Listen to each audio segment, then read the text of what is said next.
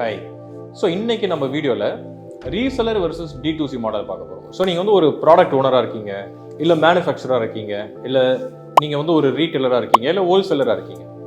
உங்களோட பொசிஷன் என்னவா இருந்தாலுமே உங்கள் ப்ராடக்டை நீங்கள் கஸ்டமர்கிட்ட ரீச் பண்ண தான் போகிறீங்க. அண்ட் அதுதானே பிஸ்னஸ். ஸோ அது வந்து நீங்கள் D2C வழியில் பண்ண போகிறீங்களா? இன்றைக்கி வந்து D2C பயங்கர ஃபேமஸாக போயிட்டு இருக்கு. இல்லை ரீசெலர் வழியாக பண்ண போகிறீங்களா?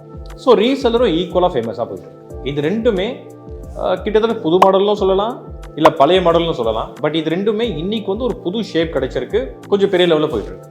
ஸோ உங்கள் பிஸ்னஸ்க்கு உங்கள் ப்ராடக்ட்டுக்கு எது சூட்டபிளான மெத்தட் அப்படின்னு நம்ம இந்த வீடியோவில் வந்து அனலைசிஸ் பண்ணிடலாம். ஸோ நான் வந்து எனக்கு தெரிஞ்ச ஐடியாஸ் உங்களுக்கு வந்து ஒரு ப்ராப்பர் ஃபார்மேட்டில் ப்ரெசென்ட் பண்ணுறேன். உங்களுக்கு எது பெட்டர் அப்படின்னு நீங்கள் சூஸ் பண்ணுங்க.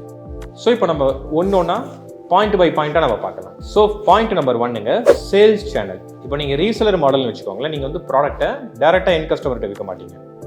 நீங்கள் வந்து ரீசெலர் த்ரூவாக தான் ப்ராடக்ட் வந்து சேல் பண்ண போகிறீங்க. ஸோ ரீசெலர்ன்றவங்க யார் அப்படின்னா மிடில் வர ஒரு பார்ட்டி. ஸோ அவங்க வந்து உங்கள் ப்ராடக்ட் வந்து நீங்கள் அவங்ககிட்ட ஒரு 100 ரூபாய் அப்படின்ற மாதிரி கொடுக்குறீங்க. வாட்ஸ்அப்லேயோ இல்லை இன்ஸ்டாலேயோ வந்து சேல் பண்ணுறீங்க அவங்களுக்கு. அண்ட் அவங்க வந்து அவங்களோட கஸ்டமருக்கு ஒரு 150 இல்லை 160 180 200ன்ற மாதிரி அவங்க மேலே ஒரு ப்ராஃபிட் வச்சு சேல் பண்ணுவாங்க. ஸோ இது வந்து ரீசெலர் மாடல். நீங்கள் வந்து எண்ட் கஸ்டமருக்கு டைரெக்டாக சேல் பண்ண மாட்டீங்க.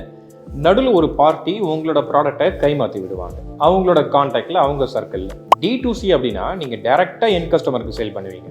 இன்ஸ்டாகிராம் வழியாவோ இல்லை வாட்ஸ்அப் வழியாவோ இல்லை உங்களுக்குன்னு தனியாக வந்து ஒரு வெப்சைட்டை கிரியேட் பண்ணி அந்த வெப்சைட் வழியாவோ மொபைல் ஆப் வழியாவோ டைரெக்டாக எண்ட் கஸ்டமருக்கு நீங்கள் சேல் பண்ணுவீங்க. நடுவில் வந்து யாருக்கும் ஒரு மார்ஜின் கொடுக்க மாட்டீங்க.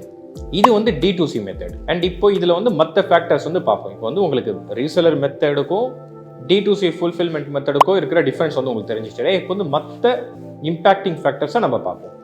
ஸோ மார்க்கெட்டிங்கை பொறுத்த வரைக்கும் நீங்கள் ரீசெலர் மாடலில் போகிறீங்க அப்படின்னா ஆஸ் அ சப்ளையர் நீங்கள் பெருசாக மார்க்கெட்டிங் பண்ண மாட்டீங்க. உங்களுக்கு வந்து மார்க்கெட்டிங்க்கு பெரிய எக்ஸ்பென்ஸ் எதுவும் இருக்காது. நீங்கள் D2Cயில் போகிறீங்க அப்படின்னா மார்க்கெட்டிங் தரோவாக ஃபுல் அண்ட் ஃபுல் நீங்கள் தான் பண்ணணும். ஸோ ரீசெலர் வகையில் போகிறீங்கன்னா உங்களுக்கு மார்க்கெட்டிங் எக்ஸ்பென்ஸ் கிடையாது. ரீசெலர் அவங்க சர்க்கிளில் மேலே ஒரு மார்ஜின் வச்சு சேல் பண்ணி உங்களுக்கு கொடுப்பாங்க. அண்ட் D2C வகையில் போகிறீங்க அப்படின்னா full and full marketing out and out நீங்கள் மட்டும் தான் பண்ணணும். பிகாஸ் நீங்கள் யாருக்கும் கமிஷன் கொடுக்கல, அதனால வந்து உங்களுக்கு யாரும் வந்து மார்க்கெட்டிங் பண்ணி தர மாட்டாங்க, நீங்களே தான் பண்ணிக்கணும். இன்வெஸ்ட்மெண்ட், இப்போ ரீசெலர் மெத்தடில் போகிறீங்க அப்படின்னா உங்களோட இன்வெஸ்ட்மெண்ட் வந்து ப்ராடக்ட்டில் மட்டும்தான் இருக்கும். ஒரு ப்ராடக்ட்டோட ரா மெட்டீரியலை சோர்ஸ் பண்ணுறதுக்கு, நீங்களே மேனுஃபேக்சரிங் பண்ண போகிறீங்கன்னா மேனுஃபேக்சரிங் பண்ணுறதுக்கு, இல்லை ஹோல்சேலரோ ரீட்டெயிலரோ இருக்கீங்க அப்படின்னா அந்த ப்ராடக்ட்டை வாங்கி வைக்கிறதுக்கான இன்வெஸ்ட்மெண்ட் மட்டும்தான் உங்களுது. நீங்கள் மார்க்கெட்டிங்லாம் பண்ண மாட்டீங்க. அந்த மார்க்கெட்டிங் தான் யூஸ்வலி பார்த்தீங்கன்னு வச்சுக்கோங்களேன், இப்போலாம் வந்து கஸ்டமர் அக்விசிஷன் காஸ்ட், அதாவது மார்க்கெட்டிங்கில் ஒரு பார்ட் அதுதான் அதிகமாக இருக்கும். அதே D2C மெத்தடில் நீங்கள் மார்க்கெட்டிங்க்கும் சேர்த்து பண்ணணுன்றதால உங்களுக்கு வந்து பட்ஜெட் கொஞ்சம் அதிகமாக வந்துடும். ஸோ மார்க்கெட்டிங் காஸ்ட் இன்வெஸ்ட்மெண்ட் பார்த்தீங்க அப்படின்னா ரீசெலர் மெத்தடில் ரொம்ப கம்மியாக இருக்கும். இன்ஃபேக்ட் சம்டைம் நில்லா கூட இருக்கும். அதே D2C மெத்தடில் போகிறீங்க அப்படின்னா கொஞ்சம் அதிகமாக இருக்கும். ஸ்பீட் டு ஸ்கேல், எவ்வளோ வேகமாக ஒரு பிராண்டை ஸ்கேல் பண்ண முடியும். இப்போ நீங்கள் ரீசெலர் வழியாக போகிறீங்க அப்படின்னா உங்களுக்கு வந்து ஸ்கேலிங்கிறது ஈஸியாக கிடைச்சிடும். ஸோ நீங்கள் வந்து ஒரு மார்ஜின் கொடுக்கணும்னு முடிவு பண்ணிங்க உங்கள் ப்ராடக்ட்டில். நீங்கள் ரீசெலர்கிட்ட சொல்கிறீங்க, நான் உனக்கு 100 ரூபாய் தரேன்ப்பா, நீங்கள் வந்து என்ன ரேட்டில் வேணாலும் விற்றுப்போம் அப்படின்னு. இல்லை உங்கள் ப்ராடக்ட் வந்து ஒரு 200 ரூபான்னு MRP போட்டு வச்சிருக்கு, நீங்கள் வந்து ரீசெலருக்கு ஒரு 140 150 தரீங்க. ஸோ ரீசெலருக்கு வந்து 50-60 ரூபாய் அதில் லாபம் இருக்குது. ஸோ அவங்க என்ன பண்ணுவாங்க, அவங்களுக்கு தெரிஞ்ச சர்க்கிள்லாம் உங்கள் ப்ராடக்ட் வந்து பிச் பண்ணி உங்கள் ப்ராடக்ட்டை சேல் பண்ண அவங்க ட்ரை பண்ணுவாங்க. இந்த மாதிரி இந்தியா ஃபுல்லாக வந்து குட்டி குட்டியாக ஒரு 1000 ரீசெலர் வச்சுருக்கீங்கன்னு வச்சுக்கோங்களேன். இந்த 1000 ரீசெலரும் உங்களுக்காக வந்து ஒர்க் பண்ணுவாங்க. ஸோ உங்களுக்கு வந்து இந்த ஸ்கேலபிலிட்டின்றது கொஞ்சம் வேகமாக கிடைக்கும். சேல்ஸ் வந்து கொஞ்சம் வேகமாக நடக்க ஆரம்பிக்கும். அதே D2Cயில் போகிறீங்க அப்படின்னா உங்களுக்கு ஸ்கேலபிலிட்டின்றது ஃபியூச்சரில் நல்லா இருந்தாலும் இனிஷியலி பார்த்தீங்கன்னா உங்களுக்கு கொஞ்சம் ஸ்ட்ரகிளாக தான் இருக்கும். அப்போ கஸ்டமரை பார்க்கும்போது எப்படி வந்து ட்ரஸ்ட் பண்ண முடியும்? இப்போ ரீசெலர் மெத்தடில் போகிறீங்க அப்படின்னா கஸ்டமர் தான் ரீசெலரை ட்ரஸ்ட் பண்ணுவாங்க. D2Cயில் கஸ்டமர் தான் டேரெக்டாக உங்களை நம்பி தானே வாங்கணும். ஸோ கஸ்டமருக்கு வந்து உங்களை பர்சனலாக தெரியாதுன்றதால இனிஷியல் ஸ்கேல் பார்த்தீங்க அப்படின்னா D2C மாடலில் கம்மியாக இருக்கும், ரீசெலர் மாடலில் அதிகமாக இருக்கும். நெக்ஸ்ட் வந்து அந்த சேம் ட்ரஸ்ட் பாயிண்ட். இப்போ நீங்கள் ரீசெலர் வழியாக போகிறீங்கன்னு வச்சுக்கோங்களேன். இந்த ரீசெலர் வந்து ட்ரஸ்ட் வந்து ஆல்ரெடி அவங்க சர்க்கிளில் பில்ட் பண்ணி வச்சுருப்பாங்க. நீங்கள் ஒரு ப்ராடக்ட் ஓனராக இருக்கீங்க, ஒரு பிராண்டாக இருக்கீங்க. ஸோ நீங்கள் வந்து சதீஷ்னு ஒரு ரீசெலரோட ஒர்க் பண்ணுறீங்க. இந்த சதீஷ்ன்றவருக்கு அவர் சர்க்கிளில் வந்து ஒரு 40-50 பேர் தெரிஞ்சிருக்கும். அந்த 40-50 பேரும் சதீஷை ட்ரஸ்ட் பண்ணுவாங்க. ஓகேப்பா, சதீஷ் வந்து இந்த ப்ராடக்ட் வந்து எனக்கு வாட்ஸ்அப்பில் அனுப்புறாரு, இந்த ப்ராடக்ட்டை போட்டால் எனக்கு வந்து ஹேர் ஃபால் ப்ராப்ளம் வந்து கம்மியாகும்னு சொல்கிறாரு. சரி, ஓகே, சதீஷ் நமக்கு தெரிஞ்சவர் தானே, அவர் நம்மளை ஏமாற்ற போகிறாரு. இந்த மாதிரியான கொஸ்டின்ஸ் வந்து அவங்களுக்கு வராது. பிகாஸ் அவங்களுக்கு சதீஷை வந்து ஆல்ரெடி தெரிஞ்சிருக்கும். இல்லை வந்தாலும் அவங்களே வந்து அவங்கள கன்வின்ஸ் பண்ணிப்பாங்க. பிகாஸ் சதீஷ் அவருக்கு தெரிஞ்சிருக்கும். ஸோ இந்த ரீசெலர் மாடலில் இந்த கஸ்டமர்ஸ் வந்து ரீசெலரை ட்ரஸ்ட் பண்ணுறாங்க, ரீசெலர் உங்களை ட்ரஸ்ட் பண்ணுறாங்க. ஸோ அந்த ட்ரஸ்ட்டு பாஸ் பண்ணுறது கொஞ்சம் ஈஸி கம்பேரிட்டிவ்லி. அதை நீங்கள் D2Cல போகிறீங்க அப்படின்னா அவங்களுக்கு நீங்கள் யாருன்னு சுத்தமாக தெரியாது. நீங்கள் எங்கேயோ உட்காந்துருப்பீங்க, அவங்க எங்கேயோ உட்காந்துருப்பாங்க. நடுவில் வந்து ஓகேப்பா இந்த கம்பெனியை ட்ரஸ்ட் பண்ணி வாங்கலாம் அப்படின்னு வந்து அவங்களுக்கு அட்வொகேட் பண்ணுறதுக்கு யாருமே இல்லை. ஸோ ட்ரஸ்ட் பில்ட் பண்ணுறது இனிஷியலி D2Cல அகைன் கொஞ்சம் டிஃபிகல்ட்டாக இருக்கும். நெக்ஸ்ட்டு ப்ராஃபிட் பர் யூனிட்னு சொல்லலாம். ஸோ ஒவ்வொரு பொருளும் விற்கும் போது அந்த பொருளில் உங்களுக்கு வந்து இவ்வளோ லாபம் வருது. ஸோ நீங்கள் வந்து ஒரு பொருளை வந்து தயாரிக்கிறதுக்கு ஒரு 100 ரூபா ஆகுது, ஷிப்பிங் வந்து ஒரு 150 ரூபா ஆகுது, கமிஷன் அது இது சேர்த்துன்னு ஒரு 20 ரூபா ஆகுது, மொத்தம் ஒரு 170 ஆகுதுன்னு வச்சுக்கோங்களேன். இப்போ ரீசெலர் மாடலில் நீங்கள் போகும்போது அது ஒரு 220 230 தருவீங்க. அந்த ப்ராடக்டோட MRP 299 இருக்கலாம். ஸோ ரீசெலர் நீங்கள் போகும்போது 220 230 தருவீங்க. உங்களோட ஆஃப்டர் எக்ஸ்பென்ஸ் பார்த்தீங்கன்னா கையில் எவ்வளோ நிற்கும்? 50-60 ரூபா நிற்கும். அதே நீங்கள் வந்து D2C மாடலில் போகிறீங்க அப்படின்னா கையில் வந்து 120 130 140 கூட நிற்கும். ஸோ உங்களுக்கு வந்து டபுள் தி ப்ராஃபிட் வந்து D2C மெத்தடில் கிடைக்கும். ஸோ D2Cல வந்து உங்களுக்கு மார்க்கெட்டிங் கஷ்டமாக இருந்தாலும் ட்ரஸ்ட் பில்ட் பண்ணுறது கஷ்டமாக இருந்தாலும் உங்களுக்கு ப்ராஃபிட் பர் யூனிட்ன்றது D2Cல தான் ஆப்வியஸ்லி நல்லா கிடைக்கும். விச் இஸ் வை இப்போ வந்து எல்லா கம்பெனியுமே D2C தான் ப்ரிஃபர் பண்ணுறாங்க. Brand control. இப்போ நீங்கள் வந்து ஒரு பிராண்டை வந்து கஸ்டமர்கிட்ட புஷ் பண்ணுறீங்க, உங்கள் ப்ராடக்ட் வந்து உங்கள் கஸ்டமர்கிட்ட வந்து புஷ் பண்ணுறீங்க, உங்கள் கஸ்டமர் வந்து உங்கள் பிராண்ட் வந்து வாங்குறாங்க. அப்போ அந்த கஸ்டமர் வந்து உங்கள் பிராண்டை வந்து எப்படி பர்சீவ் பண்ணணும்? இது வந்து சூப்பர் டூப்பர் குவாலிட்டின்னு வந்து பர்சீவ் பண்ணணுமா? இது வந்து ஒரு சொல்யூஷன் வந்து இந்த பிராண்ட் எனக்கு 100% கொடுக்குதுப்பா, இந்த பிராண்டில் நான் யூஸ் பண்ணனா எனக்கு சாட்டிஸ்ஃபைங்காக இருக்குன்னு வந்து பர்சீவ் பண்ணணுமா? இல்லை வந்து இது மற்ற பிராண்டில் கொடுக்குற மாதிரியான ப்ராடக்ட் தான் ஆனால் சீப் ரேட்டில் கிடைக்குது, அப்படி பர்சீவ் பண்ணணுமா? இப்போ D2C கான்செப்டில் இந்த ஸ்டோரியை பில்ட் பண்ணுறது உங்களுக்கு ஈஸி. பிகாஸ் நடுவில் வந்து யாருமே இல்லை, டேரெக்டாக கஸ்டமர்கிட்ட நீங்கள் கம்யூனிகேட் பண்ணுறீங்க. நீங்கள் ஈஸியாக ஒரு ப்ரொஜெக்ஷன் செட் பண்ண முடியும் D2Cல. அதே ரீசெலர் பிஸ்னஸ் மாடலில் நடுவில் வந்து ஒரு ரீசெலர் இருக்கார், அவர் வந்து லாபத்துக்காக பண்ணுறாரு இல்லையா? அவருக்கு வந்து ஃபஸ்ட்டு உங்கள் அளவுக்கு உங்கள் பிராண்டை வந்து புரிஞ்சிருக்காங்களா? நீங்கள் வந்து ஒரு ப்ராடக்ட் வந்து தயாரித்து கொடுக்குறீங்க, ஏன் அந்த ப்ராடக்டை தயாரிக்கிறீங்க, அந்த ப்ராடக்ட் வந்து மார்க்கெட்டில் இருக்கிறது வந்து என்ன டிஃப்ரெண்ட்டாக இருக்குது, ஏன் கஸ்டமர் வந்து உங்ககிட்ட வாங்கணுன்றது உங்களுக்கு நல்லா தெரியும். பிகாஸ் நீங்கள் ப்ராடக்ட் ஓனர், இந்த பிஸ்னஸே உங்களுது. ஆனால் ரீசெலர் நடுவில் ஒரு ப்ராஃபிட்டுக்காக தானே பண்ணுறாரு. அவர் வந்து உங்கள் அளவுக்கு பிராண்டை பற்றியோ அதோட USPயோ அதோட ட்ராபேக்கோ தெரிஞ்சிருக்கணும் அப்படின்றதுக்கு எஃபர்ட் போடுவாருன்றது கேரண்டி கிடையாது. ஸோ பிராண்ட் கண்ட்ரோலை பொறுத்த வரைக்கும் D2C கம்பெனிஸ்க்கு பிராண்ட் கண்ட்ரோல் அதிகம். ரீசெல்லிங் மெத்தடாக நீங்கள் போகிறீங்க அப்படின்னா உங்களுக்கு பிராண்ட் கண்ட்ரோல் கொஞ்சம் கம்மியாக தான் இருக்கும். அண்ட் கஸ்டமரோட டேட்டா, இன்னைக்கு வந்து எல்லா கம்பெனிக்குமே டேட்டா தான் முக்கியமான ஒரு விஷயமா இருக்குது. நீங்கள் வந்து ஒரு பொருளை லான்ச் பண்ணுறீங்க, அந்த பொருள் வந்து மார்க்கெட்டில் சக்ஸஸ்ஃபுல்லாக போயிருக்கா இல்லையா, அதை எப்படி நீங்கள் தெரிஞ்சுப்பீங்க? டேட்டா. கஸ்டமர்கிட்ட இந்த ஃபீட்பேக் வாங்குறீங்க, அதில் வந்து சாட்டிஸ்ஃபைடுன்னு எத்தனை பேர் சொல்கிறாங்க, நாட் சாட்டிஸ்ஃபைடுன்னு எத்தனை பேர் சொல்கிறாங்க. நீங்கள் வந்து ஒரு 100 பொருள் வந்து ஷிப்பிங் பண்ணியிருக்கீங்க, அதில் வந்து எத்தனை பொருள் வந்து எத்தனை நாளில் போயிருக்கு, எத்தனை ஆர்டர் வந்து டிலே ஆயிருக்கு. இதை பேஸ் பண்ணி தான் நீங்கள் பார்ட்னர் பண்ணியிருக்க கொரியர் கம்பெனி உங்களுக்கு வந்து ஒர்க்கு கரெக்டாக பண்ணுறாங்களா இல்லை வந்து அவங்க உங்கள் பிஸ்னஸை ஸ்பாயில் பண்ணுறாங்களான்றது நீங்கள் தெரிஞ்சுக்கணும். ஸோ கஸ்டமர் டேட்டான்றது D2Cயாக போகும்போது உங்களுக்கு வந்து ஏகப்பட்ட டேட்டா தெரியும்.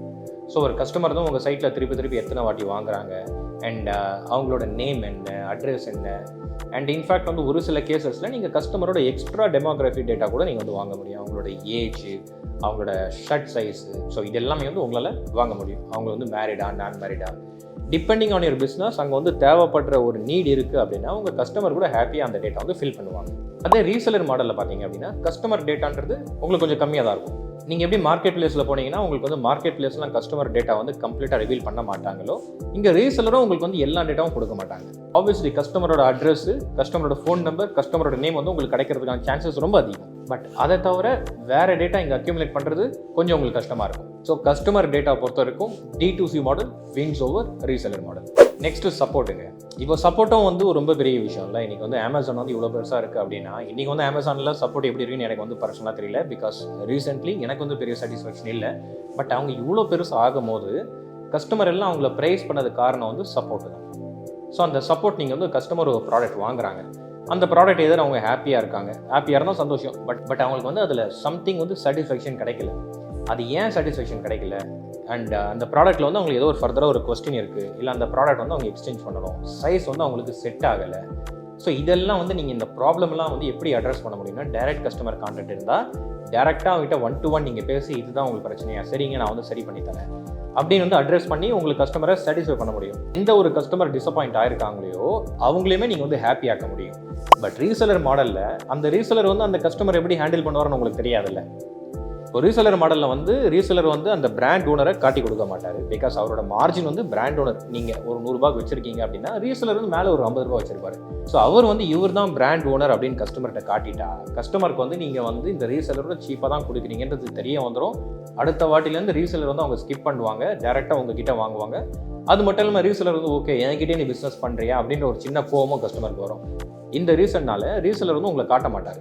ஸோ இந்த சப்போர்ட் எல்லாமே ரீசெலர் தான் அவரோட கஸ்டமருக்கு கொடுத்தாகணும். அண்ட் அது எந்த அளவுக்கு கொடுப்பாங்க நமக்கு தெரியாது இல்லை. ஸோ எக்ஸாம்பிளுக்கு சொல்லணும் அப்படின்னா இன்சூரன்ஸ் இண்டஸ்ட்ரி எடுத்துக்கலாம். நீங்கள் என்னதான் பெரிய கம்பெனி கிட்ட டீல் பண்ணாலும் மேக்ஸிமம் உங்ககிட்ட வந்து பாலிசியை புஷ் பண்ண போகிறது நடுவில் இருக்க ஏஜென்ட்ஸோ இல்லை ரீசெலரோ தான் இருப்பாங்க இல்லையா. அந்த ரீசெலர் வந்து உங்ககிட்ட பாலிசியை சேல் பண்ணும் போது பயங்கரமாக அதை பற்றி வந்து பூஸ்ட் பண்ணி சேல் பண்ணுவாங்க. இது நீங்கள் வந்து இப்படி கிளைம் பண்ணிக்கலாம், ரீஇம்பர்ஸ்மெண்ட் கிடைக்கும், கேஷ்லெஸ் ட்ரீட்மெண்ட்டு, எத்தனை டிசீஸ் வேணால் கவர் ஆகும் அப்படி இப்படின்னு வந்து பயங்கரமாக சொல்லுவாங்க. பட் நாளைக்கு நீங்கள் ஆக்சுவலாக ஒரு ப்ராப்ளம்னு போகும்போது உங்களுக்கு வந்து இஷ்யூஸ் இருக்குது அப்படின்னா நீங்கள் அந்த ரீசெலரை காண்டாக்ட் பண்ணும்போது, அந்த ஏஜென்ட்டை காண்டாக்ட் பண்ணும்போது அவங்க வந்து சரியாக ரெஸ்பாண்ட் பண்ணலன்னு வச்சுக்கோங்களேன், உங்களுக்கு கோவம் யார் மேலே வரும்? ஏஜென்ட் மேலே வருமா இல்லை அந்த பிராண்ட் மேலே வருமா? 2 பேர் மேலேயும் வரும். ஏஜென்ட் வந்து ஒன்றை நம்பி தானே அந்த பாலிசி எடுத்து அவர் மேலேயும் வரும். இந்த பிராண்டில் போனால் இப்படி தான் ஸ்டார்டிங் வந்து பயங்கரமாக வந்து ஃபேக் ப்ராமிசஸ் கொடுப்பாங்க. அதுக்கப்புறம் வந்து அப்ரூவல் பண்ணும்போது பண்ணவே மாட்டாங்க. பிராண்ட் நேம்லேயும் உங்களுக்கு வந்து கோவம் வரதுக்கு சான்சஸ் வந்து ரொம்ப அதிகமாக இருக்குது. ஸோ கஸ்டமர் சப்போர்ட்னு பார்த்தீங்கன்னா D2C again wins. And brand building உங்களுக்கு வந்து D2Cயில் பெட்டராக பண்ண முடியும் அண்ட் ரீசெலரில் பெருசாக பண்ண முடியாது. ஏன்னா ரீசெலர் மாடலில் வரும்போது நிறைய கஸ்டமருக்கு வந்து அது என்ன பிராண்டு, யார் ஆக்சுவல் சப்ளையர் கூட தெரியாமல் தான் வாங்குவாங்க. அதே நீங்கள் D2Cயில் போகும்போது இதுதான் என்னோட பிராண்டு, இதுதான் என்னோட வெப்சைட்டு, இதுதான் என்னோட ஸ்டோரி, இதுக்கு தான் நான் வந்து இந்த பிராண்டை க்ரியேட் பண்ணேன், இந்த விஷயம் தான் என் ப்ராடக்ட் வந்து சால்வ் பண்ணும் அப்படின்னு நீங்கள் போடும்போது பிராண்ட் பில்டிங் வந்து D2Cயில் அதிகமாக இருக்கும். பட் ரீசெலர் கான்செப்டில் பிராண்ட் பில்டிங் ரொம்ப கம்மியாக இருக்கும். ஃபார் எக்ஸாம்பிள் நான் சொல்கிறேன் பாருங்க, இப்போ ரீசெலர் கான்செப்டில் ஒர்க் பண்ணுற ப்ராடக்ட் ஓனர்ஸ் தான் யார்? ஸோ உங்களுக்கு வந்து டேரெக்டாக ஹோல்சேலில் வந்து உங்களுக்கு வந்து ரீசெல்லிங்கில் ஷேர் பண்ணுறாங்கன்னா அவங்க வந்து ரீசெல்லிங் மெத்தடில் பண்ணுற பிராண்ட் ஓனர்ஸ், ரீசெல்லிங் கான்செப்டில் அவங்க இருக்காங்க.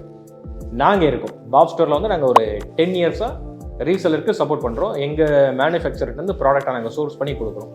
ஸோ எங்களெல்லாம் பற்றி உங்களுக்கு அவ்வளோ தெரிஞ்சிருக்க வாய்ப்பு இல்லை. பிகாஸ் இந்த ரீசெலர் கான்செப்டில் போகும்போது பிராண்டிங் பொசிஷனிங் வந்து கொஞ்சம் கம்மியாக தான் இருக்கும்.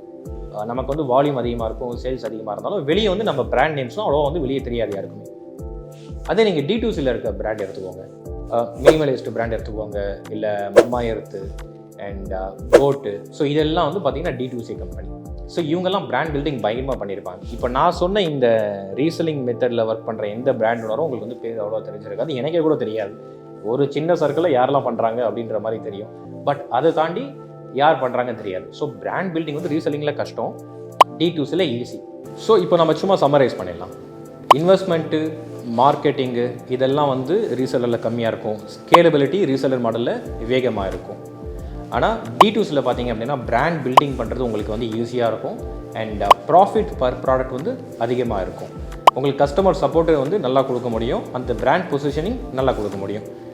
எனக்கு வந்து இனிஷியலி பெருசாக பிராண்டு பில்ட் ஆகணும்னு அவசியம் கிடையாது. எனக்கு வந்து ஸ்கேலபிலிட்டி வேணும், எனக்கு மார்ஜின் கம்மியாக இருந்தாலும் சேல்ஸ் வந்து அதிகமாக வரணும், அதுக்கப்புறம் நான் வந்து பிராண்ட் பில்டிங்லாம் பார்த்துப்பேன் அப்படின்னு சொன்னீங்கன்னா உங்களுக்கு வந்து ரீசெலர் மாடல் ஒர்க் அவுட் ஆகும். ஸ்டார்டர் வந்து நான் வந்து பிராண்ட் பொசிஷனிங் பண்ணணும், என் பிராண்டுனா கஸ்டமருக்கு வந்து நான் தனியாக தெரிய வைக்கணும். இனிஷியலி வந்து என்கிட்ட சேல்ஸ் இல்லைனாலும் பரவாயில்ல, என்னால் வந்து மார்க்கெட்டிங் எக்ஸ்பென்ஸ்லாம் மேனேஜ் பண்ணிக்க முடியும், என்னால் வந்து ஒரு பிராண்ட் ஸ்டோரியை வந்து பில்ட் பண்ண முடியும் அப்படின்னு நினைக்கிறீங்கன்னா D2C மெத்தடு உங்களுக்கு பெட்டராக இருக்கும். ஸோ இப்போ 2 மெத்தட்லேயும் இருக்கிற ப்ரோஸ் அண்ட் கான்ஸ் வந்து நான் சொல்கிறேன். முதல்ல ரீசெல்லிங் மாடலில் இருக்க ப்ரோஸ் அண்ட் கான்ஸ் தனியாக பார்ப்போம். உங்களுக்கு வந்து மார்க்கெட்டிங் பண்ண தேவையில்லை, இன்வெஸ்ட்மெண்ட் வந்து பெருசாக இருக்காது, நீங்கள் வந்து ப்ராடக்ட் அண்ட் சப்ளை மட்டும் பார்த்தீங்கன்னா போகிறோம், மற்றபடி சேல்ஸ் எல்லாம் உங்கள் கஸ்டமரை எடுத்து வந்துடுவாங்க. உங்களுக்கு வந்து ஒர்க்கு ரொம்ப கம்மி, சப்போர்ட்டுக்கு கூட நீங்கள் வந்து கஸ்டமர் ஹேண்டில் பண்ணணுன்ற நீட் இல்லை. ஆனால் கான்ஸ் என்ன அப்படின்னா உங்களுக்கு வந்து ஒரு ப்ராப்பரான பிராண்ட் பில்ட் பண்ண முடியாது, பிராண்ட் பொசிஷனிங் வந்து சரியாக பண்ண முடியாது அண்ட் ப்ராஃபிட் மார்ஜின் வந்து கம்மியாக இருக்கிறதுக்கு சான்சஸ் அதிகமாக இருக்குது. உங்களுக்கு வந்து கஸ்டமர் சாட்டிஸ்ஃபேக்ஷன் ஒழுங்காக கொடுக்கறதுக்கு கொஞ்சம் கஷ்டம் தான், பிகாஸ் ரீசெலர் தான் ஹேண்டில் பண்ணுவாங்க, நீங்கள் பண்ண மாட்டீங்க. அண்ட் கஸ்டமரோட டேட்டா வந்து உங்களுக்கு கிடைக்காது. ஸோ அது இல்லாமல் உங்களுக்கு வந்து உங்கள் ரீசெலர் பர்ஃபார்மன்ஸ் நல்லா பண்ணால் தான் உங்களோட சேல்ஸ் நல்லாயிருக்கும். ரீசெலர் பர்ஃபார்மன்ஸை நீங்கள் டிபெண்ட் பண்ணியிருப்பீங்க. இதெல்லாம் வந்து ரீசெல்லிங் மாடலில் வர கான்ஸ். இப்போ D2C மாடலோட ப்ரோஸ் அண்ட் கான்ஸ் செப்பரேட்டாக பார்க்கலாம்.